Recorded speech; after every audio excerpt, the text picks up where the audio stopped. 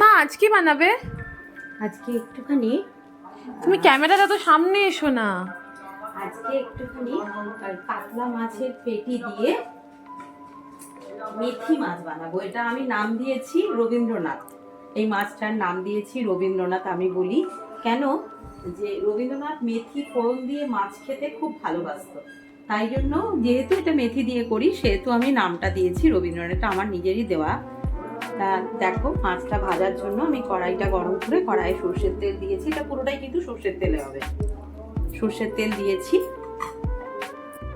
দিন বলেছিলাম মাছ ভাজার সময় বা যে কোনো ভাজার সময় একটুখানি নুন দিলে তোমার তেলটাও চতুর্দিকে ছিটে না, আর যে ভাজছে তার পুড়ে যাওয়ার ভয়টা একটু কম।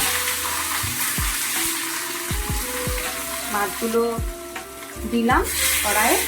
এরপরে মাছগুলোকে খুব বেশি কড়া ভাজবো না, ভাজবো ভালো মতো ভাজা হবে কিন্তু কড়া ভাজা হবে না, ঠিক আছে? এবার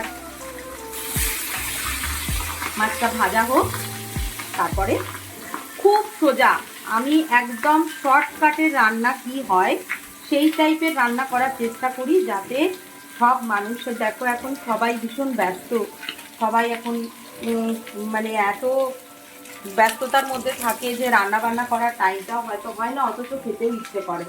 তো সবসময় তো কেনা খাবার খাওয়া সম্ভব না, তাই জন্য আমি একদম শর্টকাটে তাড়াহুড়ো করে, যাতে রান্নাটাও হয় খাওয়াও হয় অথচ টেস্টি লাগে।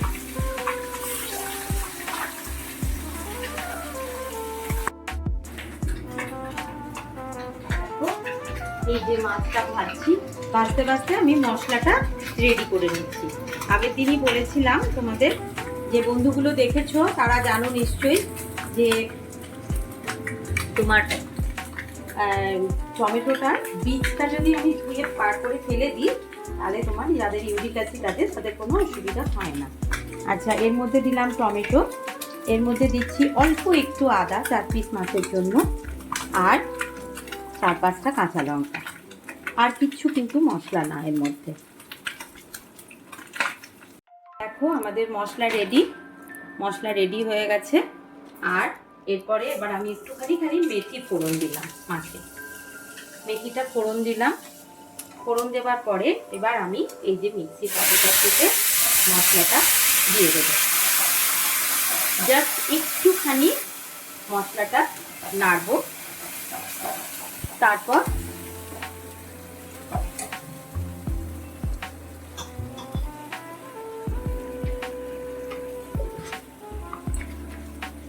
মশলাটা কষতেও হবে না যে তেল ছাড়বে, এরকম কোনো ব্যাপার নয়।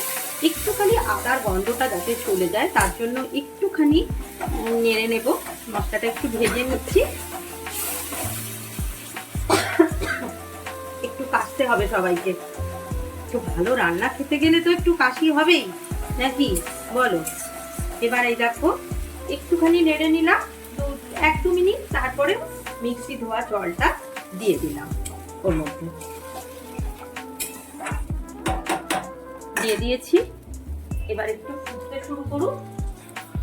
এর মধ্যে দেব একটুখানি হলুদ, যেহেতু মাছ ভাজার সময় নুন আর হলুদটা দেওয়াই আছে, এর মধ্যে তো আলু টালু কিছু দিচ্ছি না, তাই যাতে নুনটা বেশি না হয়।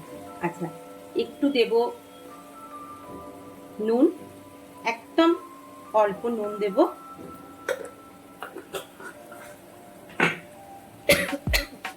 আর দেব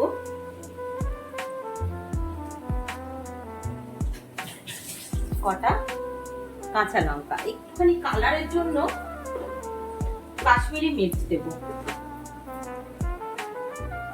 কালারটার জন্য একটু কাশ্মীরি মির্চ দেব। আচ্ছা, কটা কাঁচা লঙ্কা গোটা গোটা দিয়ে দিই, যেহেতু কাঁচা লঙ্কা বেটে দিয়েছি, দিয়ে দিলাম। আর একটু জল লাগবে, যেহেতু মাছটা একটু সেদ্ধ হতে হবে। মিষ্টি দেয় না, কিন্তু এই মাছটায় একটুখানি মিষ্টি লাগবে, জাস্ট মানে কয়েকটা দানা চিনির দিতে হবে।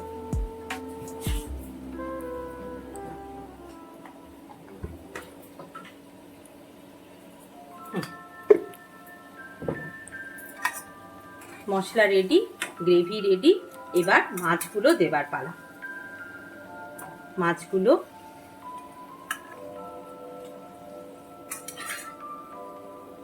দিয়ে দেবে। এবার একটুখানি জলটা শুকিয়ে গেলে ব্যাস, একটুখানি মাছটা জাস্ট একটুখানি এই ঝোলটার মধ্যে একটুখানি সেদ্ধ হয়ে যাবে, তাহলেই তোমার নামিয়ে নেব। আর কিচ্ছু না, খেতে অপূর্ব হয়। করে দেখো বন্ধুরা, খেতে দারুণ হয়, দারুণ। আর কোনো মশলা যেহেতু দেওয়া হচ্ছে না, একটু আদা আর একটুখানি মেথি আর টমেটো, সুতরাং কোনো শরীর যদি মানে কারুর যদি তেল মশলা খাওয়া বারণও থাকে, সেও কিন্তু এটা খেতে পারে, কারণ কালো জিরের ঝোল সবসময় ভালো লাগে না। দেখো আমি মাছটা ভেজে কিন্তু এতটা তেলও দিইনি, এই দেখো তেলটা আমি আবার তুলেও রেখেছি বাটিতে, যেহেতু এতটা তেল দেব না। এটাতে একদম হালকা খাবার, কিন্তু খুব টেস্টি হয় খেতে।